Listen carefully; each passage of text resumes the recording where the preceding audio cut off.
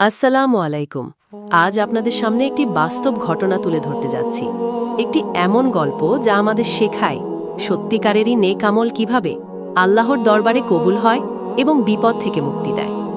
এটি কেবল একটি গল্প নয়, বরং প্রমাণিত একটি হাদিস, যা আমাদের ঈমান, আমল এবং আল্লাহর উপর তাওয়াক্কুলের স্পষ্ট চিত্র তুলে ধরে।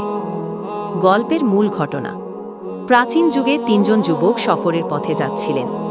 হঠাৎ প্রবল বৃষ্টিপাতে তারা একটি পাহাড়ের গুহায় আশ্রয় নেন। তখন এক বিশাল পাথর গড়িয়ে এসে গুহার মুখ বন্ধ করে দেয়। তারা বুঝে ফেলেন এখন আল্লাহ ছাড়া তাদের মুক্তি সম্ভব নয়। তখন তারা একে একে আল্লাহর কাছে নিজেদের সবচেয়ে খাঁটি নেক আমল তুলে ধরেন।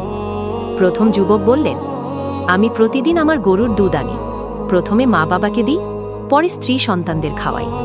একদিন আমি দেরি করে বাড়ি ফিরলে মা বাবা ঘুমিয়ে পড়েন।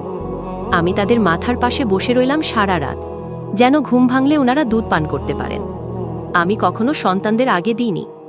হে আল্লাহ, যদি এই কাজটি আমি শুধু তোমার সন্তুষ্টির জন্য করে থাকি, তাহলে আমাদের মুক্তি দাও। পাথর সামান্য সরে যায়। দ্বিতীয় যুবক বললেন, আমি এক মেয়েকে ভালোবাসতাম। সে একসময় আর্থিক সংকটে পড়ে আমার কাছে আসে।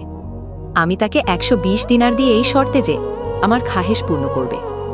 যখন আমি গুনাহ করতে যাই, সে বলে, আল্লাহকে ভয় করো। তখন আমি কাঁপতে কাঁপতে সরে যাই এবং সম্পূর্ণ অর্থ তার হাতে তুলে দিই। হে আল্লাহ, যদি আমি এটি একমাত্র তোমার ভয়েই করে থাকি, তবে আমাদের মুক্তি দাও। পাথর আরও কিছুটা সরে যায়। তৃতীয় যুবক বললেন, আমি এক শ্রমিককে মজুরি দিতে চেয়েছিলাম। সে না নিয়ে চলে যায়। আমি সেই মজুরির টাকায় গরু, উট, ছাগল কিনে তা দিয়ে ব্যবসা করি।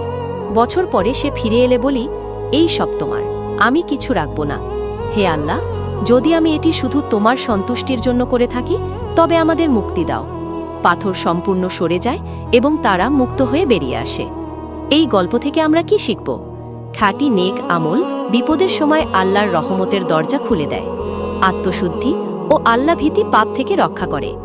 মা বাবার খেদমত, আমানতের হক আদায় এবং হারাম থেকে দূরে থাকা, এগুলো আল্লাহর কাছে কতটা প্রিয় তা এই কাহিনীতে ফুটে উঠেছে।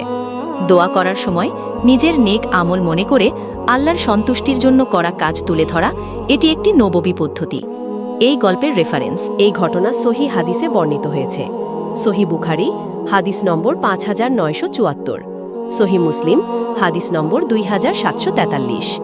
সর্বোপরি শেষ কথা, আসুন আমরা নিজেরাও এমন খাঁটি ও নিঃস্বার্থ নেক আমল করি, যা আমাদের দোয়া কবুলের দরজা খুলে দিতে পারে। আল্লাহ যেন আমাদের সবাইকে সেই তাওফিক দান করেন। আমিন। ভিডিওটি ভালো লাগলে শেয়ার করতে ভুলবেন না। এরকম আরও ভিডিও পেতে আমাদের চ্যানেলটি অবশ্যই সাবস্ক্রাইব করে রাখবেন। ধন্যবাদ সবাইকে। আসসালামু আলাইকুম ওয়া রাহমাতুল্লাহ।